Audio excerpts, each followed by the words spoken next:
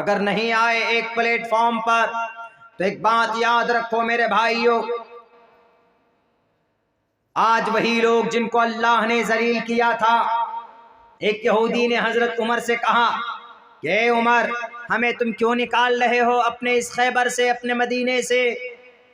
اللہ کے نبی نے تو یہ کہا تھا کہ یہودیوں کو رہنے دیا جائے، ٹیکس دیں گے، یہ پیسہ دیں گے، یہ جزیہ جی ایس ٹی دیں گے، ٹیکس ادا کیا کریں گے، ہم اس کے محافظ ہوں گے۔ ہم جی ایس ٹی کیوں دیتے؟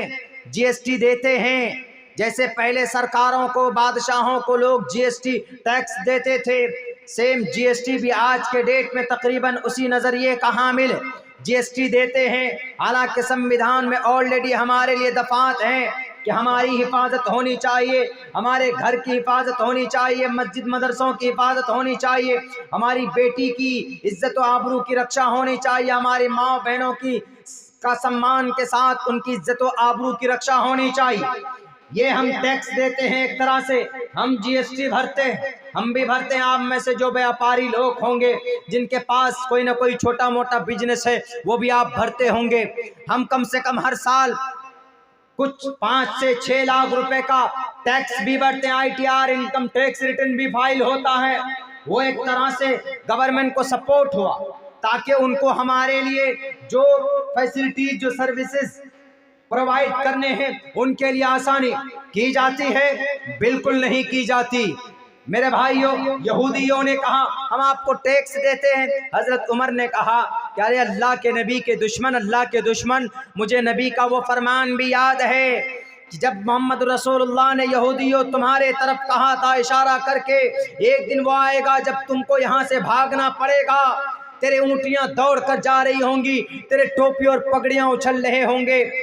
آج وہ ذلیل ترین قوم جن کو اتنا مارا تھا، اتنا مارا تھا کہ ان کے بادشاہ جب گھوڑے پر بیٹھ کر، کشتی پر بیٹھ کر، جب دریائے دجلہ اور فرات کو، دریائے نیل کو جب واپس اس پہ جا رہے تھے اپنی کشتی پر چڑھ کر، تو انہوں نے اپنے علاقے کی طرف نگاہ کر کے کہا تھا کہ ہم تمہارے دھرتی پر اب کبھی آپ واپس نہیں آئیں گے۔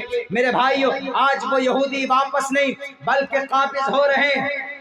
ان یہودیوں کی اتنی طاقت ہو گئی جو کل تک ٹیکس دیتے تھے، آج 75% دنیا کے تمام رفاہی ادارے، multi national companies, Hollywood, Bollywood companies, film industries کے ایک سے ایک وی ایف ایکس بنانے والی کمپنیاں جو ہیں، اور سافٹ ویئر جو ہیں، گیم بنانے والے سافٹ ویئر جس میں ہمارے بچے پڑے رہتے ہیں، یہ یہودیوں کی ایجاد کرتا ہے۔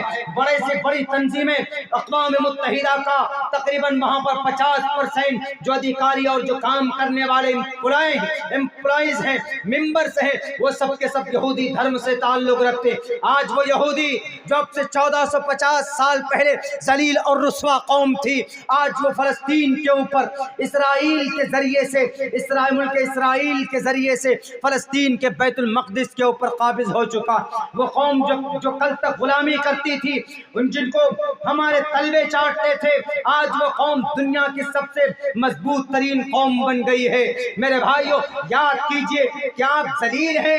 کیا آپ رسوا ہیں؟ نہیں، ذلیل اور رسوا بھی نہیں، اور ہماری کم قلتی بھی نہیں کہ نہیں جناب، پوری دنیا میں صرف 1 ارب 98 کروڑ، تقریباً 2 ارب مسلمانوں کی تعداد۔ سونا کہاں سے نکلتا ہے؟ عرب ممالک سے نکلتا۔ پیٹرول کہاں سے نکلتا ہے؟ عرب ممالک سے نکلتا ہے۔ اور ہیرے جواہرات کون سے سمندر میں پیدا ہوتے ہیں؟ عرب ساگر میں پیدا ہوتے ہیں۔ یہ تمام کی تمام دولتیں، یہ تمام کے تمام خزانے معدنیات کی کانیں عرب ممالک میں ہے۔ اس کے باوجود بھی غلامی کرتے ہم کرسچن کی، غلامی کرتے ہم یہودیوں کی، غلامی کرتے ہیں ہم ٹیررزم کی۔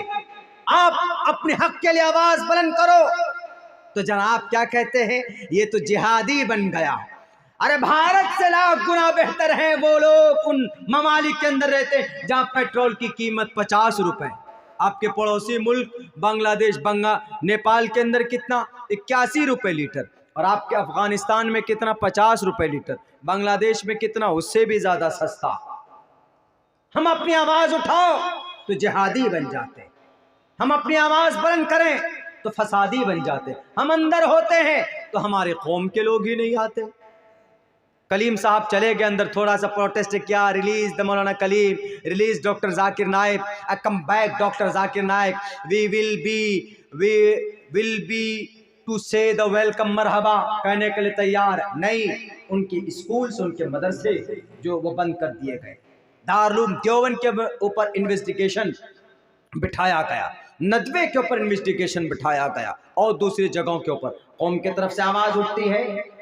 دیکھیے ہم آپ کو مجرم نہیں بنا رہے، ہمارے اور آپ میں بیچ میں کچھ گرو گھنٹال ہے، کچھ عتبہ شیبہ ولید حنظلہ کے ماننے والے ہیں جو بانٹتے ہیں قوم کو، الگ الگ کرتے، ورنہ میرے بھائیو آپ کی تاریخ تو ایسی رہی ہے۔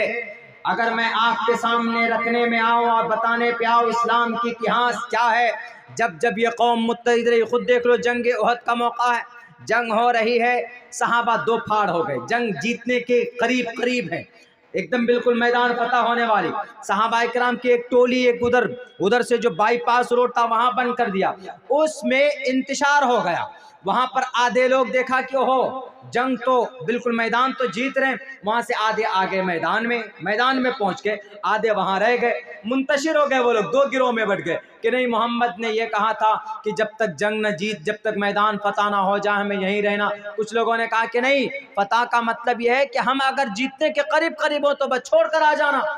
وہاں سے آئے، آدھے وہیں رہے، آدھے آ گئے، تو ادھر سے پلٹ کر اس خالد بن ولید نے، حضرت سفیان نے جو اس وقت کفار میں تھے، کافر میں تھے، مشرک تھے، انہوں نے ایسا حملہ کیا ہے کہ 70 صحابہ بڑی بے رحمی کے ساتھ شہید کر دیے جاتے ہیں۔ 70 صحابہ کو گاجر مولی کے طرح ایسا ایک دم بالکل قیمہ بنانے کی کوشش کی جاتی ہے، بڑی مشکل سے پھر میدان جیتتے ہیں، اخیر کے اندر بڑی مشکل سے پھر وہاں سے ان کا دفاع کرتے ہیں۔ میرے بھائیوں وجہ کیا تھی؟ انتشار، نبی موجود ہیں، ابو بکر موجود ہیں، عمر موجود ہیں، اتنے سارے کبار صحابہ کرام موجود، اس کے باوجود دیکھیں وہاں پر کیا، اللہ کی مدد رک جاتی۔ کیوں رک جاتی؟ کیونکہ تم منتشر کیوں ہوئے؟ جبکہ میں نے کہہ دیا واعتصموا بحبل اللہ جميعا، کلمہ پڑھنے پر کسی بھی معاملے میں ایک پلیٹ فارم پر کیوں نہیں ہوتے؟ پوری دنیا کے مسلمان، پورے بھارت کے مسلمان کیوں نہیں ہوتے؟ نہیں ہوگے، ذلیل ہو جاؤ، تمہاری ہوا اکھڑ جائے گی، وَتَذْهَبَ رِيحُكُمْ فَتَفْشَلُوا وَتَذْهَبَ رِيحُكُمْ، تمہارا رعب ختم ہو جائے۔ صاف لفظوں میں اللہ نے منع کیا ہے۔ ان اسپائٹ آف دیٹ، اس کے باوجود بھی ہم لوگ لڑتے۔ میرے بھائیوں اندلس تاریخ یاد کیجئے آپ، اندلس کے اندر 800 سال تک مسلمانوں کی حکومت تھی۔ 800 سال معنی رکھتا ہے۔ بخارا اور سمرقند کی تاریخ، بخاری کہاں لکھی گئی؟ بخارا میں، سمرقند، ابو داؤد، ترمذی شریف، صحائح ستہ، اللہ کی کتاب کے بعد کوئی کتاب ہے تو بخاری شریف ہے۔ بخاری شریف، ابو داؤد، مسلم، ترمذی، ابن ماجہ، بڑی بڑی کتابیں، نسائی، ان کتابوں کو لکھنے والے انہی حجاز میں تھے۔ لیکن جب وہاں کے مسلمان عیش پرست ہو گئے، وہاں کے مسلمان ڈیلی مچھلی لا کر گھر پہ پکاتے، ماंس لا کر پکاتے، نماز کبھی نہیں پڑھتے، اور جب بات آتی جلسے کی تو 2 تنظیمیں ہو جاتی، جب بات آتی تھی کسی رفائی کام کی تھی 2 گروہ بڑھ جاتے، ایک بستی کے اندر 2 3 جماعت، ایک جماعت فلاں پارٹی کے پیچھے جٹی ہوئی اور ایک جماعت فلاں پارٹی کو سپورٹ کر رہے، ایک جماعت اس مکھیا کے پیچھے لگا ہوا، ایک جماعت اس سرپنچ کے پیچھے لگا ہوا، پیسوں میں بٹ گئے، اپنے ایمان کو بیچ لیا، اپنی جماعت کے اندر انتشار پیدا کر دیا۔ میرے بھائیوں بڑے دکھ کے ساتھ یہ بات کہنی پڑتی، 850 سال تک مسلمانوں کی حکومت تھی، زمین کے کسی حصے پر کوئی حصہ ایسا باقی نہیں تھا اندلس میں جہاں پر مسلمانوں کے سجدوں کے نشان نہ ہو، کوئی گھر ایسا نہیں تھا جہاں پر قرآن کریم کی تلاوت کی آواز جہاں پر سے نہ آتی ہو، کوئی محلہ ایسا نہیں تھا جہاں پر اس طرح کے مکتب اور مدرسے نہ ہو، کوئی ایریا ایسا نہیں تھا جہاں پر قال اللہ قال الرسول کی صدا نہ بلند ہوتی ہو۔ متحد تھے، لیکن جب وہاں کے مسلمان بٹ گئے، مسلمان مل گئے کن سے؟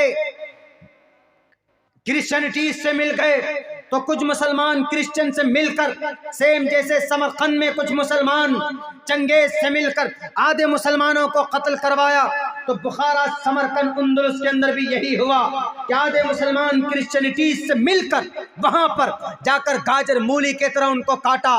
وہ مسجد ہے جہاں قرآن کی آواز آتی تھی، اذان کی آواز سننے پر لوگ ترس گئے۔ میرے بھائیوں، ایسے کاٹے گئے کہ 6 لاکھ مسلمان کو ہلاکو خان کے فوج، چنگیز خان کا پوتا ہلاکو خان کی عورتوں کے ہاتھے سے بخارا، سمرقند کے مسلمانوں کے دلوں کے اندر ایسا رعب بٹھایا گیا اور ایسا ڈر بٹھایا گیا کہ حق بات بولنے کے لائق نہیں رہے تھے وہ، بلکہ وہ کمزور ہو گئے، بزدل بن گئے۔ وہاں کے مسلمانوں کو زندہ چوراہے پر کھڑا کیا جاتا تھا، ان کے جسم میں سوراخ کر کے لوہے ڈال کر ایسے کر کے چھوڑ دیتا، اور 2 دن کے بعد اس کو کھینچا جاتا تھا۔ یہی نہیں، سر کے اوپر پیٹرول ڈالتے تھے، سر سے آگ لگاتے تھے، آہستہ آہستہ پورے بدن جل کر راکھ ہوتی تھی۔ اس سے بھی ان کا من نہیں بھرتا تھا، تو کبھی کبھی ایسا کرتے، ہماری ماں اور بہنوں کو چوراہے کے اوپر کھڑے کر کے ان کے بالوں کو پکڑ پکڑ کر ایک ایک بال اکھاڑتے تھے، ان کے پستان کو، بریسٹ کو چاقوؤں سے کاٹتے تھے، ان کے پرائیویٹ پارٹ کے اوپر سریا ڈال کر نیچے سے سر کے اوپر سے نکالا جاتا تھا، اور وہاں کی مائیں چیختی تھی، کہاں ہے سلطان صلاح الدین ایوبی کے اولاد، کہاں ہے موسیٰ بن نصیر، کہاں ہے طارق بن زیاد؟ فلسطین کے ان ماں اور بہنوں کی آج بھی یہی آواز ہے، جو بخارا اور سمرقند، بغداد کے کتب خانوں میں اتنی کتابیں لکھی گئی تھی، جگہ نہیں تھی کتب خانے میں، باہر وہاں پر کھٹال لگا کر کتابیں رکھی جاتی تھی، اتنی اچھی حالت میں مسلمان تھے۔ لیکن جب وہاں کے مسلمان آپس میں دست گریباں ہوئے، ایک دوسرے پر کفر کا فتویٰ لگایا، داڑھی کے اوپر، ٹوپی کے اوپر، طلاق کے اوپر، رفع دین کے اوپر، اذان کے اوپر، نماز کے اوپر، مسجد کے اوپر، نبی پر جھگڑا، عالم الغیب ہے کہ نہیں ہے، نور و بشر پر جھگڑا، مختار کل کے اوپر جھگڑا، حاضر و ناظر کے اوپر جھگڑا، کلمے کے اوپر جھگڑا، ایک آیت میں ایسے جھگڑے، قد جاءکم من اللہ نور، قرآن میں جب خود نور کہا، اس کے اوپر جھگڑا، ان غدار، ان جن کو spiritual person of the religion کہا جاتا ہے، وہ لوگ جو اپنے آپ کو بڑی پگڑیاں ڈال کر اور نیلے پیلے کپڑے پہن کر کرسی پر بیٹھ کر، ان لوگوں نے جو وہاں کے قوم کو بانٹا ہے، وہاں کہا کہ یہ صحیح ہے، یہ مسلمان اصلی مسلمان ہے، یہ مسلمان جنتی مسلمان ہے، یہ مسلمان تو جہنمی مسلمان، تم کون ہوتے ہو سرٹیفکیٹ دینے والا؟ جنتی اور جہنمی کا فیصلہ اللہ نے قرآن میں کر دیا ہے، وَنَهَى النَّفْسَ عَنِ الْهَوَىٰ فَإِنَّ الْجَنَّةَ هِيَ الْمَأْوَىٰ۔ جو آدمی منہیات پر، قرآن و شریعت کے بتائے منع کی ہوئی چیزوں سے رک جائے، اللہ کے فرمان کے مطابق، نبی کی سنت کے مطابق زندگی گزارے گا، فَإِنَّ الْجَنَّةَ هِيَ الْمَأْوَىٰ، وہ جنت میں جائے گا۔ تم کون ہوتے ہو جی گستاخ رسول کا فتویٰ دیکھ کر مہر لگا کر جنتی اور کافر کہنے والوں؟ ارے اللہ کے نبی علیہ السلام نے بھی کسی کافر کو کافر نہیں کہا، ہم تو پھر بھی کلمہ پڑھنے والے ہیں، ہم تو پھر بھی اس دھرتی کے اوپر یہ قوم کلمہ پڑھتی ہے، چھوڑ دو ان کی حالت پر، ان کے اختلافی مسائل جو بھی ہو، لیکن جب وہاں کے مسلمان، بغداد اور سمرقند کے مسلمانوں کی یہ حالت ہو گئی، تو ہلاکو خان کے فوجوں کے ذریعے سے صفحہ ہستی سے وہاں کے مسلمانوں کو گاجر مولی کی طرح کاٹ دیا جاتا ہے۔ وہ مسلمان قوم جو آگ کے سمندر میں کود جاتی تھی، 313 تھے جو طوفانوں سے مقابلہ کرتی تھی، جو ایک صحابی تھے جو بڑے بڑے بہادر بادشاہ کے دربار میں پہنچ کر ان کی تلوار جب نکلتی تھی، ٹیڑھی میڑھی تلوار، تو ان کے ڈھال کو چیر کر ان کے پہلوانوں کے جسم کے 2 ٹکڑے کرتی تھی۔ آج وہ قوم بخارا سمرقند میں لٹ رہی، کس وجہ سے؟